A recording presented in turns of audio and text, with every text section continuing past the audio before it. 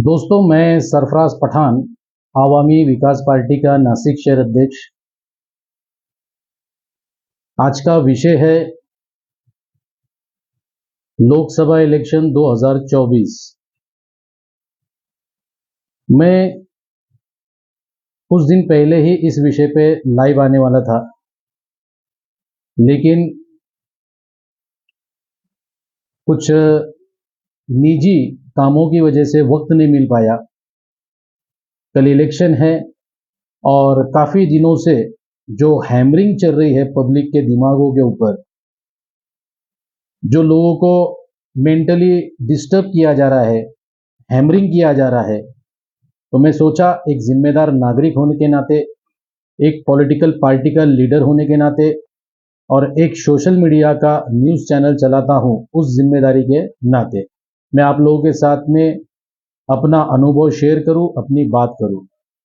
तो सबसे पहले मैं आप लोगों से ये बात क्लियर कर देता हूँ कि मैं ना ही शिवसेना का प्रवक्ता हूँ, ना ही मैं बीजेपी का प्रवक्ता हूँ, ना ही मैं किसी अन्य पक्ष का।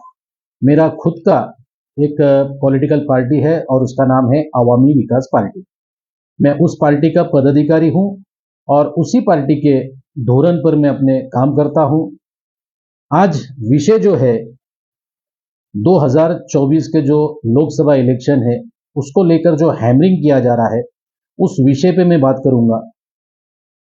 मत देना हर किसी का अपना अपना अधिकार है, वो किसको मत दे किसको ना दे ये सबका अपना व्यक्तिगत अधिकार है।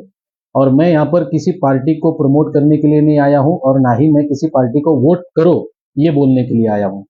मैं सिर्फ और सिर्फ ये कहने के लिए आया हूँ कि आप लोग वोट जरूर करें, अपने हक का उपयोग जरूर करें और अपनी जो सुविधा से आप लोग वंचित है उस सुविधा को पाने के लिए अपने अच्छे और सुलझे हुए कैंडिडेट का आप लोग उसमें चुनाव करें।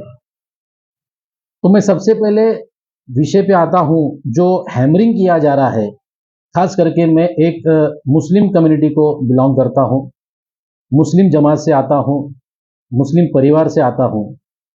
तो काफ़ी सारे मुस्लिम ग्रुप मेरे पास है और काफ़ी सारे मेरे मुस्लिम ग्रुपों में और मुस्लिम दोस्तों में और मुस्लिम माहौल के अंदर जो चर्चा चल रही है, जो कहीं ना कहीं हमारे लोगों को गुमराह किया जा रहा है, डराया जा रहा है, कहीं ना कहीं उनके ब्रेन वॉश किए जा रहे हैं, मैं उस विषय पे पहले चर्चा कर लूं। देखिए, जैसे मैंने आपको स्टार्ट में कहा, मैं सिग्नल शायद प्रॉब्लम दे रहा है, नेटवर्क आ रहा जा रहा। बहरहाल, तो मैं जैसे बता रहा था कि मैं किसी पार्टी का प्रवक्ता बन के नहीं आया हूं, मतलब जो कैंडिडेट जो अभी इलेक्शन में खड़े हैं उस पार्टी का प्रवक्ता बन के नहीं आया हूं। तो आप जिसको चाहे उसको वोट करें। विषय जो चल रहे हैं, जैसे संविधान खतरे में है, मुसलमान खतरे में है, या शरीयत खतरे में है, देश खतरे में है, जो ये सेंसिटिव टॉपिक बनाए जा रहे हैं और हैमरिंग की जा रही है और मुसलमानों को कहीं ना कहीं गुमराह किया जा रहा है, उस विषय पे बात करूंगा। पिछले 15-18 सालों से सोशल फील्ड में हूं, काफी सालों से राजकारण को, समाजकारण को और लोगों को करीब से देखते आ रहा हूं, इसलिए अपना अनुभव शेयर कर रहा हूं। मैं किसी को मत किसको देना है ये बिल्कुल नहीं, कतई नहीं कह रहा हूं। मत जिसको देना है आपका, जिसका जिसका जो अधिकार है वो उसको मत दे। मैं सिर्फ आपको जन जागरूक कर रहा हूं। वोट करें, अपने पसंदीदा कैंडिडेट को ही वोट करें। मैं विषय जो बता रहा हूं, जो मुझे भी हैमरिंग की जा रही है, जो मुझे बताया जा रहा है, तो मैं अपने फॉलोवर के लिए और अपने लोगों के लिए ये वीडियो टेलीकास्ट कर रहा हूं। तो जो संविधान खतरे में है, देश खतरे में है, या मुसलमान खतरे में है, या मेरे दलित भाइयों को भी बताया था दलित भाई खतरे में है, तो उस विषय पे आते पहले हम आते हैं। सबसे बड़ा जो विषय है बताया जा रहा है कि संविधान खतरे में है। तो मैं पूछना चाहूंगा उन प्रवक्तों से जो मुस्लिम और दलितों को हैमरिंग कर रहे हैं और बोल रहे हैं कि संविधान खतरे में, किस तरीके से खतरे में, आप लोग मुझे कमेंट के जरिए बोले, या मेरा नंबर मैं ऊपर भी स्क्रीन पे दे दूंगा, कमेंट बॉक्स में भी दे दूंगा, ऑनलाइन भी देता हूँ। 9881767771, 9881767771, 9881767771, ये मेरा मोबाइल नंबर है। जो भी जाए वो मुझसे अभी लाइव के जरिए बात करे और मुझे बताए संविधान कैसा खतरे में है। दोस्तों, बार बार बताया जाता है संविधान खतरे में, संविधान खतरे में। अब खतरे में कैसे है? मैंने कुछ चंद लोगों से बात किया जो संविधान प्रेमी है। जैसे मैं भी लोकतंत्र का प्रेमी हूँ, संविधान का प्रेमी हूँ, संविधान और लोकतंत्र को मानने और जानने वाला हूँ। बाबा साहेब अम्बेडकर ने जो संविधान हमको दिया है, उस संविधान के कायदे कानून को मानने वाला, जानने वाला और उसको समझने वाला एक सामान्य इंसान हूँ। तो मैं बात करता हूँ संविधान जो खतरे में बोला जा रहा है। तो संविधान खतरे में नहीं है, ये लोगों ने सिर्फ एक हैमरिंग की गई है। जब कांग्रेस सत्ता में थी और बीजेपी सत्ता में है, ये दोनों का अगर आप कार्यकाल देखेंगे तो हर सेक्शन में संशोधन आए हैं।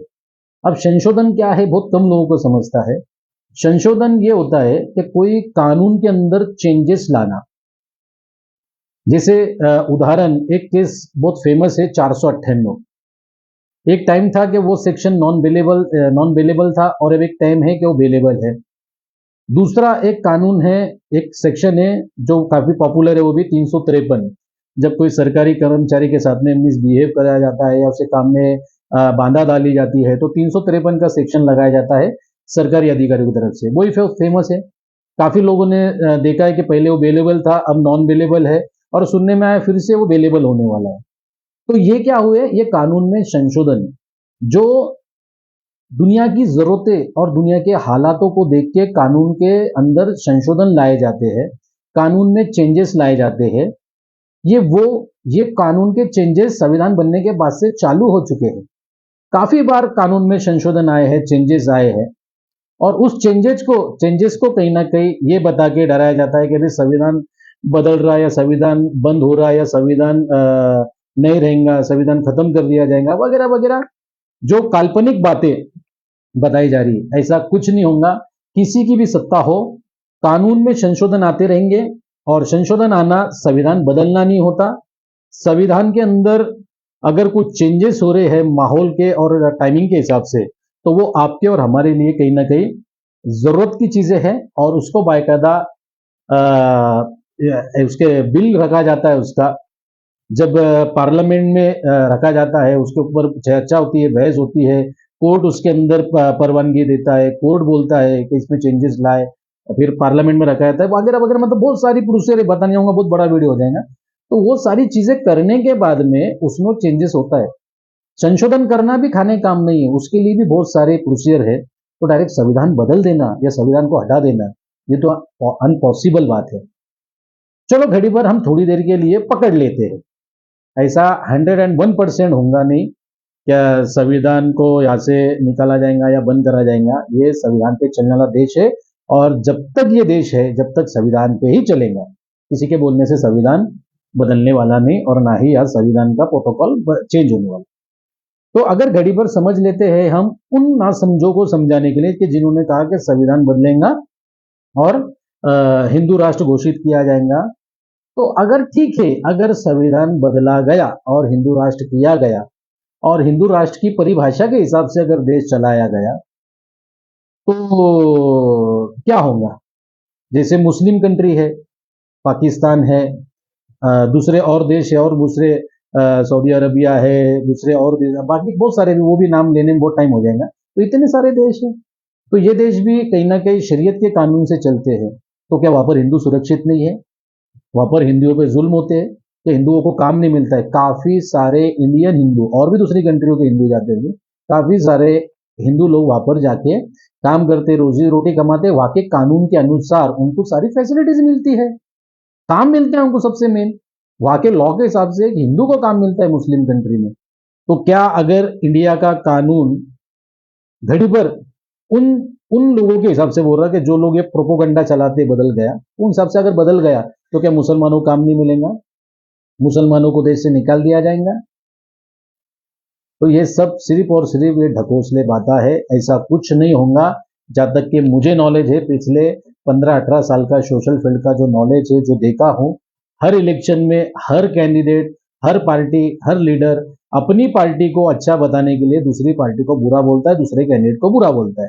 लेकिन बाद में क्या होता है, सब अपने अपने हिसाब से काम करते हैं, कायदा और संविधान के हिसाब से, लोकतंत्र के हिसाब से काम होते हैं। कोई बदलाव नहीं होता और ना ही होगा। जैसे मैंने बताया, तो जैसे नेपाल भी था, हिंदू राष्ट्र हुआ था, फिर उसके बाद में वापस से रेगुलर हो गया। तो वहां पर भी कहीं ना कहीं कुछ वहां का भी कोई लोगों का अनुभव होगा, वो कमेंट के जरिए शेयर करे, बताए कि मैं सही हूं या गलत हूं। बहुत सी जगह ऐसे है जहां मुस्लिम आबादी है, हिंदू आबादी है, राष्ट्र मुस्लिम कंट्री है, और मुस्लिम लॉ के हिसाब से चलती है। तो ये हो गया संविधान के हिसाब से। दूसरा आते अब शरीयत के हिसाब से। अब बोला जाता है शरीयत में दखलंदाजी हो रही है, शरीयत पे छेड़छाड़ हो रही है, शरीयत को बदला जा रहा है। शरीयत कभी बदली नहीं जा सकती और ना ही कोई बदल रहा है। देखिए, एक परिवार होता है, जैसे मेरा घर है। अगर मेरे घर में मेरे बच्चे शरारत करते हैं, तो मैं उनको सुधारने के लिए अलग अलग हथकंडे अपनाता हूं, ताकि वो सुधर जाए। पहले बच्चे को प्यार से डांटा जाता है, चिल्लाया जाता है, मामूली थप्पड़ दिया जाता है, फिर थोड़ा और जोर से दिया जाता है, या वगैरह वगैरह और कोई भी तरीके होते हैं। हर कोई अपने अपने तरीके से अपने बच्चों को सुधारने की कोशिश करता है। तो बच्चों को सुधारने के लिए तरीके बदलना मतलब माँ बाप का नाम बदलना नहीं, माँ बाप बदलना नहीं होता, या बाप नहीं बदल जाता, बाप तो वही रहेगा, वो तरीके बदलता है। तो क्या हो रहा है, तो जो शरीयत के जो हमारे रूल है, उसको कहीं ना कहीं कुछ पाखंडी लोग उसका मिसयूज करते हैं। जैसे एक मुस्लिम होने के नाते मेरे पास कई सारे किस्से आते हैं, जिसके अंदर लड़के जानबूझ के लड़कियों को कोर्ट के चक्कर लगाते हैं। 498 में उसको उसके ऊपर जब केस होती है, तो वो बोलते ना, न तेको लाऊंगा न तेको छोड़ूंगा, तेको सड़ा दूंगा, ऐसे कुछ वर्ड लड़के बोलते हैं लड़कियों को। और उसमें काफी सारे केसेस कोर्ट में चलते रहते हैं। केस चलते चलते चलते जाते हैं, लड़कियों की उम्र होती जाती है, लड़के दूसरी शादी करके मोकले हो जाते हैं।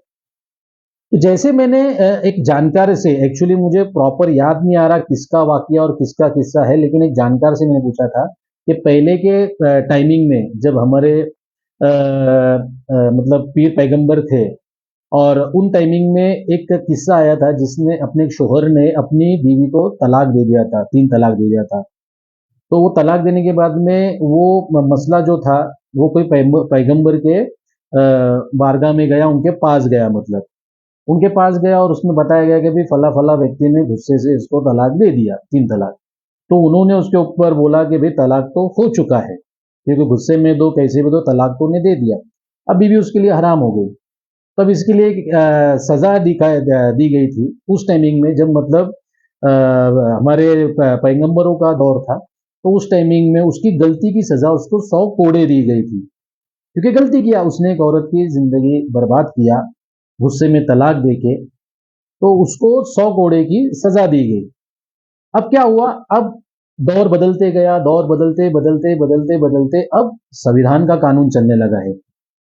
अब कई मुस्लिम लॉ चल रहा है, जैसे इंडिया यानी पूरी दुनिया में अलग अलग राजा बने, अलग अलग लोकतंत्र आया, और इंडिया में संविधान आया। तो अब शरीयत तो हमारी एक ही है, कुरान तो हमारा एक ही है पूरी दुनिया में। तो जो सुन्नी मुसलमान है, वो अपने तरीके से अपने लॉ को फॉलो करते हैं, और जो बाकी के लोग हैं अपने लॉ को अपने हिसाब से फॉलो करते हैं। तो उस हिसाब से 100 कोड़े की उसको सजा दी गई थी। अब संविधान आने के बाद में अब 100 कोड़े नहीं मारे जा सकते, क्योंकि अब उतने कैपेबल हमारे जो समाज के ठेकेदार है, जो अपने आप को धर्म गुरु या फिर धर्म के ठेकेदार या धर्म के केयर टेकर वगैरह वगैरह, दुनियाई भाषा में बोल रहा हूँ, एक्चुअली हमारे धर्म में उनको अलग अलग नाम दिया गया है। जैसे शहर के काजी, शहर के मुफ्ती, शहर के आलिम, शहर के काजी, शहर के और भी जो भी पदाधिकारी है। तो ये उनका काम है कि वो गलती के ऊपर उनको वो सजा दी जाए दीन की रोशनी के हिसाब से। तो अब वो सिस्टम नहीं, क्योंकि उसको अगर कोड़े मारेंगे तो जाहिर बात है वो जाके एफआईआर करेगा, केस करेगा। तो हमारे जो दीन के रहनुमा है या ठेकेदार है या जो भी केयर टेकर है, तो वो 100 कोड़े नहीं मार सकते, लेकिन तलाक हो गया ये बोल के वो फतवा दे देते, कागज दे देते। तो उसके ऊपर एक लेडी जो परेशान थी, जो पीड़ित थी, और उसके साथ साथ कई और अन्य औरतें जो परेशान और जो पीड़ित थे, वो कोर्ट में गए, और कोर्ट में जाके उन्होंने अपनी बात प्रॉपर तरीके से रखा। कोर्ट ने सुना और कोर्ट ने उसके ऊपर एक कानून लाया। तो पहले के जमाने में कोड़ों की सजा थी और अभी जेल की सजा है। अब जब तलाक वो दे रहा है, तलाक देने के बाद में उस औरत की जिंदगी वो खराब कर रहा है, तो जाहिर बात है उसको सजा तो मिलनी चाहिए। और भी दूसरे जो चीजें हैं वगैरह वगैरह, जो कमेंट के जरिए अगर आपको लगता है कि शरीयत में दखल अंदाजी हो रही, मतलब बहुत सारे हैं। जैसे कुर्बानी को लेके हुआ, तो कुर्बानी में कुछ ये नहीं बताया गया था कि भैंसी काटी जाए, गाय काटी जाए या घोड़ा ही काटे जाए। उस टाइम में दुम्बा था। लेकिन अब लोगों ने पर्याय बनाए कि भाई उसके अंदर जो फाइनेंशियली स्ट्रांग है तो वो बकरा काटता था, जिसका पैसा है, जिसका पैसे कम है तो वो बड़े जानवर में हिस्सा लेके 2-4 हज़ार रुपए में अपनी कुर्बानी देता था, क्योंकि बड़े जानवर सस्ते पड़ते थे। तो वो प्रथा नहीं है कि हमको देना पड़े, लेकिन ठीक है, आज कानून उसके ऊपर बन गया। कानून बनने के बाद वो किसी की आस्था बन गई, लेकिन वो आस्था बनने के बाद में वो किसी के लिए राजकारण भी बन गया। तो ये सारे राजकारण और ये आस्थाओं के साथ खेलना, ये सारे खेल को कहीं ना कहीं राजनीतिक रंग दिया गया, और कहीं ना कहीं मुस्लिम दलित भाइयों को डरा के, बेवकूफ बना के, वर्गला के वोट मांगा जा रहा है। तो बहुत सारे ऐसे मुद्दे, आप लोग चाहे तो वोटिंग तो सुबह है, आप लोगों के दिमाग में और कुछ कंफ्यूजन होगा तो आप लोग मुझे कमेंट के जरिए बोले। देखिए, नॉर्मली हमारे पास में करीबन 31 कैंडिडेट है। पूरे लोकसभा के अंदर हमारे पास में 31 कैंडिडेट है, जिसके अंदर दो नाम जुने नासिक के अंदर चर्चे में है, खास करके ना हमारे हमारे एरिया में, जहां मुस्लिम बहुल आबादी है। वहां पर है दो नाम, एक हेमंत गोडसे और दूसरा, यानी एक नंबर पे राजा भाऊ वाजे जो शिवसेना उद्धव ठाकरे गट से है, और एक हेमंत गोडसे जो शिवसेना शिंदे गट से है। तो इन दोनों के अंदर रेस लगी है, इसको वोट दो, उसको वोट दो, इसको वोट दो, उसको वोट दो। काफी लोग बोलते हैं इसको दो, तो मुझे भी काफी लोगों का व्हाट्सएप आया, कोई बोलता मशाल को वोट करो, कोई बोलता धनुष्यमान को वोट करो। अब वो लोग खुद कंफ्यूज है और मुझे कंफ्यूज कर रहे हैं। इसके अंदर एक्चुअली होता क्या, ज्यादातर इसके अंदर जो कार्यकर्ता रहते हैं वो अपनी पार्टी को प्रमोट करना उनकी जिम्मेदारी है। और मैं भी एक पॉलिटिकल पार्टी में पहले काम कर चुका हूं, महाराष्ट्र नवनिर्माण सेना मनसे के अंदर मैं काम करता था। इन्हें आज से मतलब 15-20 साल पहले समझ लो, मैं मनसे के अंदर काम करता था। तो उस टाइमिंग में मुझे मालूम था कि भाई मानधन दिया जाता था, पाकिट दिए जाते थे कार्यकर्ताओं को काम करने के, फुकट में तो वो भी नहीं करते। और ये कार्यकर्ता अपने मानधन लेके फिर उसके बाद में फिर जो वाटअप बिटअप, तो मालूम है आपको, केसेस सोशल मीडिया के जरिए, प्री मीडिया के जरिए दिखता है, इधर पैसा पकड़ा गया, उधर पकड़ा गया। तो पैसों का भी खेल चलता है। तो ये पैसा बांटना, कार्यकर्ता खरीदना, एरिया एरिया के लोग खरीदना, फिर वो खरीदे लोग हमारे माइंड वॉश करना, ब्रेन वॉश करना, थोड़ा वहां लाना, रुपया लाना, 4 आने खा जाना, 8 आने खा जाना, 8 आने बांटना। तो ये सब धंधे राजकारण के अंदर चलते, इलेक्शन में चलते। तो ये चंद पैसे कमाने के चक्कर में हर कोई अपने अपने नेता को प्रमोट करता, और जो कोई पार्टी का नहीं भी रहता वो अन्य नेता की सुपारी लेके उसको प्रमोट करता। उसका 1 रुपया लाके 8 आने खाता, 8 आने बांटता। तो ये ज्यादातर पैसे का राजकारण, उसके बाद जात का राजकारण, डराने का राजकारण, ये दिखाई दे रहा है। तो मैं एक सुलझा हुआ इंसान हूं। जब से मैंने होश संभाला हूं, पहली पार्टी थी महाराष्ट्र नवनिर्माण सेना, उसके अंदर काम किया, 4 से 5 साल काम किया। समझ में आया कि सिर्फ पॉलिटिकल पार्टियां यूज करते हैं और सिर्फ यूज करके छोड़ देते हैं। तो मैंने वो पार्टी छोड़ के अपनी खुद की पार्टी, जो मेरे मुंबई पुलिस से रिटायर एसीपी बड़े अब्बा है शमशेर खान पठान, पुलिस से रिटायर होने के बाद उन्होंने पार्टी बनाई, उस पार्टी का मैं शेयर अध्यक्ष बना। उसके बाद 2014 में एमएलए लड़ा, 2017 में कारपोरेशन लड़ा। काफी थोड़े से वोट मिले, लेकिन लड़ा। एबी फॉर्म देखने मिला। मेरे साथ के और मेरे पीछे कई सारे आज भी कार्यकर्ता हैं जिनको एबी फॉर्म देखने नहीं मिला उसमें। आज भी लोगों के इसके उसके झंडे उठा के जय जयकार कर रहे, नारे मार रहे, चंद टुकड़ों के लिए। तो मैं उनमें से नहीं बनना चाहता था और मुझे उनमें से बनना नहीं है। अल्हम्दुलिल्लाह, मेरा जो लीडर था शमशेर खान पठान, अल्लाह उनको जन्नत नसीब करे, उन्होंने मुझे बेसिक चीजें सिखाई, बेसिक मुद्दे सिखाए, कानून कायदे की मालूमात दिए। और आज मैं इस ऐसी ऐसी प्लेटफॉर्म पे हूँ कि मैं अपने काम खुद करता हूँ और लोगों की भी करके देता हूँ। मुझे किसी भाई या भाऊ की जरूरत नहीं पड़ती कि फोन लगा के उससे मेरी टू व्हीलर पकड़ी गई, मेरी गाड़ी पकड़ी गई, मेरा ये हुआ वो हुआ करो। खुद के गट्स के ऊपर खुद के काम करता हूँ। मैंने कई ऐसे सारे लीडर देखा जो सफेद कपड़े पहन के अभी कल घूमेंगे, जिनकी खुद की गाड़ी पकड़ जाने के बाद में वो किसी को फोन लगाते, लेकिन व्हाइट कपड़े पहन के इलेक्शन में नेता बन जाते। तो ऐसे भी लोग मैंने देखा हूं। तो मुझे ऐसे लोगों से ज्ञान नहीं चाहिए, ऐसे लोगों का मुझे गाइडलाइन नहीं चाहिए। मैं होशियार हूं, समझदार हूं, 40 साल की उम्र हो चुकी है, और 40 साल में कई सारे पार्टियां देख लिया मैंने, और कई सारे नेताओं को देख लिया। तो बराए मेहरबानी कोई भी डर के और बहकावे में आके और किसी के थोड़े से पैसों की लालच में आके वोट ना करे, अपने दिल की सुने, अपने दिमाग की सुने और जो आपको पसंद है कैंडिडेट, उस कैंडिडेट को वोट करें। एक आखिरी में एक बात बोलूंगा, जैसे मैंने ऑडियो के जरिए बोला था, मुझे कुछ लोगों के फोन आए थे, उस पर मेरी बात हुई। एक कॉल उसमें से मैंने रिकॉर्ड किया जिसमें मुझे एक व्यक्ति ने पूछा कि किसको वोट करना है। मैंने तो खुद अभी तक डिसाइड नहीं करा हूं, सुबह उठेंगे। आप हक मानो, मैंने अपनी बीवी से तक बात नहीं किया, क्योंकि मेरे घर में अभी मेरी अम्मी का भी इंतकाल हो चुका है। नहीं तो हमारे घर में पहले 3 वोट थे, अब 2 वोट है, मेरी बीवी का और मेरा। मेरे बच्चे छोटे हैं, तो मैंने मेरी बीवी से भी डिसाइड नहीं किया अभी तक वोट किसको करना है, क्योंकि हम लोग कंफ्यूज है। अब कंफ्यूजन क्या है, जो मैंने ऑडियो में वो ऑडियो शेयर किया, काफी लोगों ने व्हाट्सएप के जरिए सुने, लेकिन फेसबुक के जरिए नहीं सुन पाए, क्योंकि ऑडियो थी, मैंने फेसबुक पे लोड नहीं किया था। तो मैं बता दूं, उस ऑडियो में मेरी चर्चा ये हुई थी कि उस व्यक्ति ने मुझे पूछा कि सरफराज भाई किसको वोट करना है।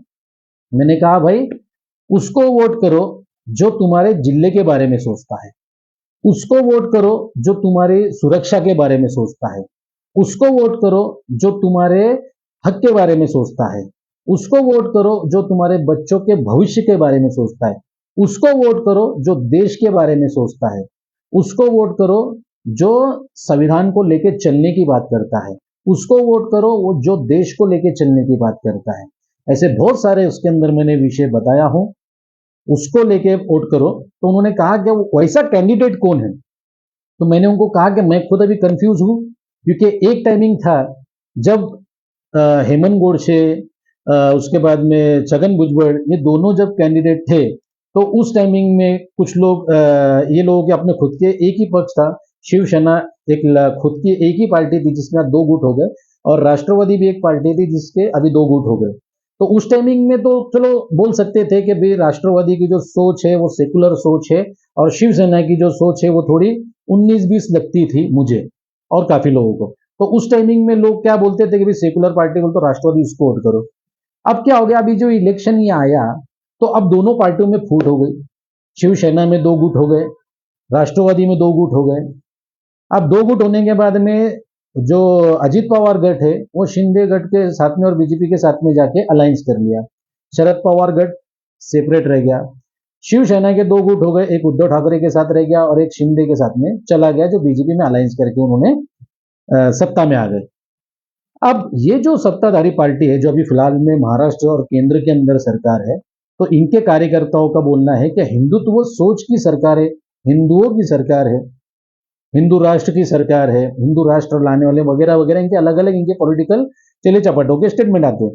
तो कहीं ना कहीं मुस्लिम दलित समाज, ओबीसी समाज और भी जो अल्पसंख्यक लोग हैं वो कहीं ना कहीं बिचकते हैं, डरते हैं कि यार इतना खुला जब इनके लीडर बोलते हैं, और जो सोशल मीडिया के जरिए वीडियो वगैरह वायलेंस के दिखाई देते हैं, कोई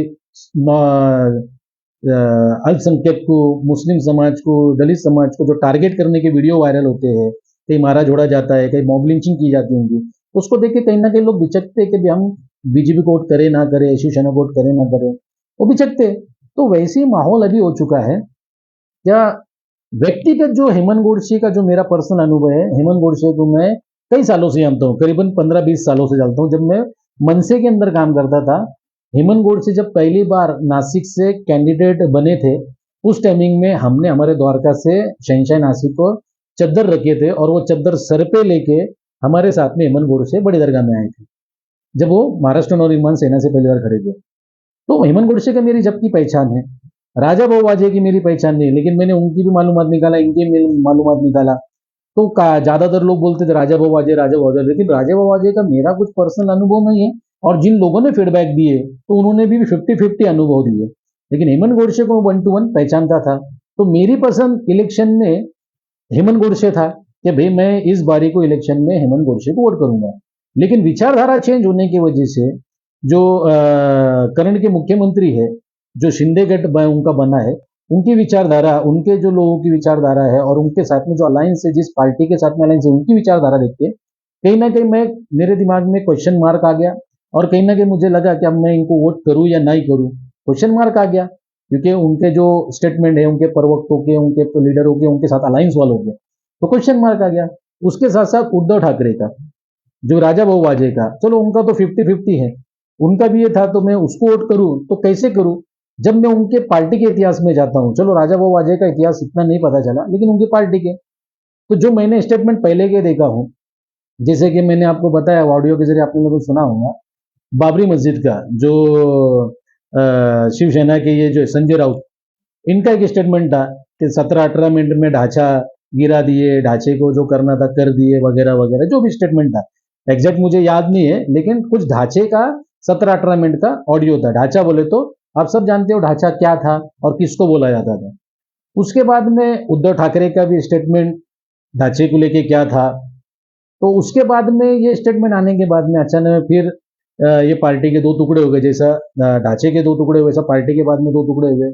उसके बाद में फिर वो होने के बाद में एक चेंजेस आया उद्धव ठाकरे के अंदर। चेंजेस आने के बाद में कोरोना के अंदर का जो काम था उसको देख के लोगों के अंदर विश्वास ज्यादा कि नहीं यार ये हमारा मुख्यमंत्री है, ये हमारा फ्यूचर मुख्यमंत्री आने वाला भी, और ये आदमी अच्छा है, सुधर गया, इसमें चेंज आया इसके स्टेटमेंट में, इसके बोलने में, वगैरह वगैरह। तो लोगों का लाइन चेंज होकर मुस्लिम समाज जुड़ने लगा, और कहीं ना कहीं मैं भी वो सब चीजों को देख के नोटिस करते करते करते मैं भी सोचा कि मैं वोट करूं।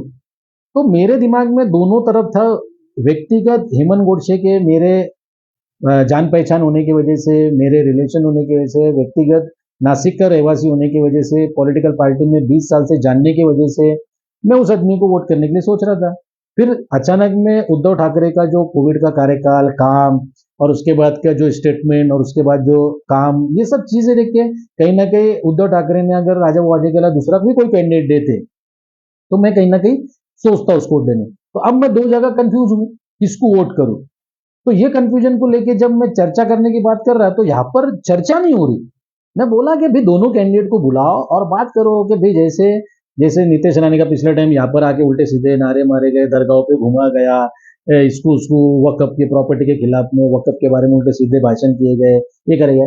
तो मैं बोला ऐसे दो कैंडिडेट को बुलाओ, ये एमपी रहेंगे नासिक के, दोनों को बुलाओ, उनसे बात छुड़ाओ कि भाई नासिक शहर के अंदर बाहर के प्रवक्ता आके उल्टे सीधे बयान नहीं करेंगे, नासिक के अंदर भाईचारे की बात करेंगे, तुम्हारी पार्टी के या तुम्हारे लोग यहाँ पर आके उल्टे सीधे स्टेटमेंट नहीं देंगे, तुम लोग देश को जोड़ने वाले बिल पास करेंगे, रोजगार उपलब्ध करेंगे, मुस्लिम माइनॉरिटी दलितों को लेकर चलने वाली बात करेंगे, उनको लेकर चलने वाले बिल लाएंगे, वगैरह वगैरह। ये सब चीजें छुड़ाओ, उनको स्टेज पे बिठाओ, दोनों को बुलाओ और दोनों में जो कमेंटमेंट करेंगे उसको वोट करो। मैंने क्या गलत बोला? लेकिन कुछ लोगों को वो चीज बुरी लग गई, कुछ लोगों ने कहा कि वक्त चला गया, कुछ लोगों ने कहा कि वक्त नहीं है, वगैरह वगैरह, ऐसा करके वो टाइम पास होते रहे। लेकिन बहरहाल अल्लाह बेहतर जानता है किसके दिल में, किसके नीयत में और किसके जेब में क्या है। हर कोई अपने अपने हिसाब से काम कर रहा है।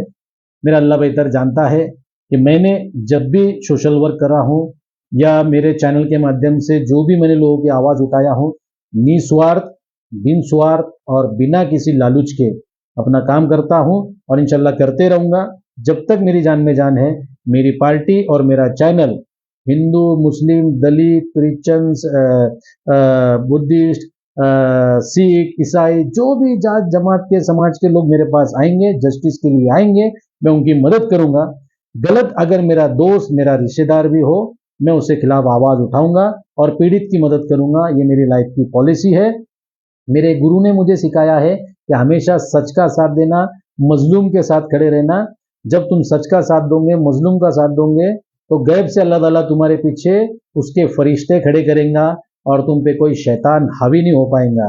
मुझे काफी सारे ट्रेंडिंग मैसेजेस आते हैं, लोग ट्रैपिंग करते हैं कुछ ना कुछ करने के, लेकिन मेरा अल्लाह बेहतर जानता है कि मेरी नीयत साफ होती है और मैं उस काम में फतेह करता हूँ, काम करता हूँ, अकेला फिरता हूँ। जब मेरे दुश्मन मेरे ऊपर हावी होने की या कुछ करने की कोशिश करते हैं, गैब से मेरा अल्लाह ताला अपने फरिश्तों को मेरे पीछे लगाता है और वो दुश्मनों को, वो शैतानों को वो फरिश्ते दिखते हैं और वो दुम दबा के भागते हैं। तो मैं पूरी ईमानदारी से, पूरी लगन से हर समाज, हर जात के लोगों के लिए अपना काम करता था, करता हूं और करता रहूंगा। तो ये आज का मेरा स्टेटमेंट था। इलेक्शन में आपको जिसको वोट देना है दीजिए, अपने दिल और दिमाग से सोच के, जिसको भी देना है दो। डर के, बिचक के, बिक के वोट नहीं करना है। देश संविधान के हिसाब से चलता था, चलता है और चलता रहेगा। शरीयत में कोई दखल अंदाजी नहीं कर सकता, कोई माइकालाल नहीं कर सकता, कोई माइकालाल नहीं कर सकता। कानून बन सकते हैं, शरीयत कभी नहीं बदल सकती। संविधान में संशोधन आ सकते हैं, संविधान कभी बदल नहीं सकता। चलिए इंशाल्लाह अगली अपडेट कुछ रही तो आप लोगों के साथ जरूर शेयर करूंगा। जय हिंद, खुदा हाफिज।